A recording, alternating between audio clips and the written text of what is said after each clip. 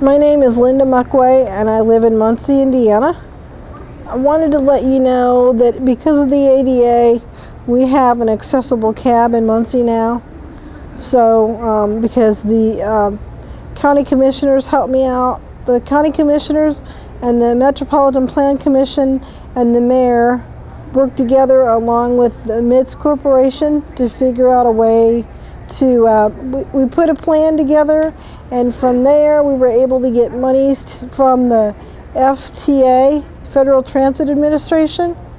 And then because of the fact that we were able to get the monies from the Federal Transit Administration, our rural ambulance company is actually the one that's providing the accessible cab service, which was kind of a good mix because the regular cab service, they didn't have a lot of things in place to provide the accessible cab. So it worked out that we now have an accessible cab, and just recently we also have a voucher program which people were able to use. If people pay for half of the fare, that counted as local match. And that was kind of a new twist too, because we didn't know if we'd be able to use, you know, people's fare, paying half the fare as a local match in order to get the grant monies from the FTA, Federal Transit Administration, in order to do that.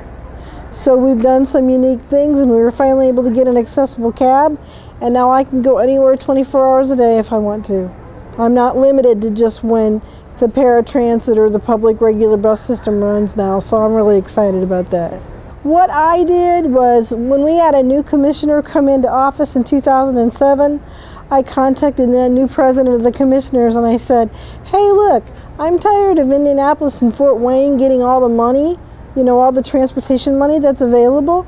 I said, if we put together a plan, from the Metropolitan Plan Commission, and we put together a good plan, we might be able to get monies in order to get an accessible cab. And so he helped me out with that. We had some public summits so that people could talk about the need for transportation, and the Metropolitan Plan Commission, he contacted them and kind of helped bring everybody together initially, and then from there we formed a steering committee. And so mainly how it all started was the president of the commissioner in 2007, he heard my plea and he helped me make it happen.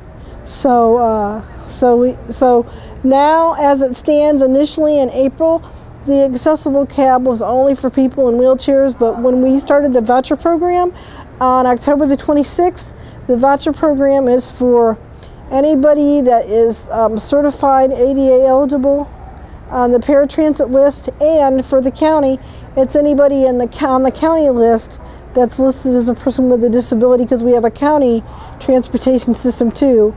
So that works. They only have to pay, instead of paying $10 for each way, now you pay $5 to MITS and you get a $10 voucher, and you can go anywhere in the county each way for that $5 that you paid. And then they also started a job, it's a work voucher program too. They were able to start that too.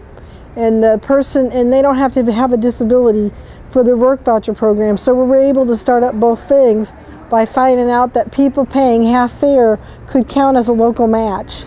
So that was really exciting that we were able to do that.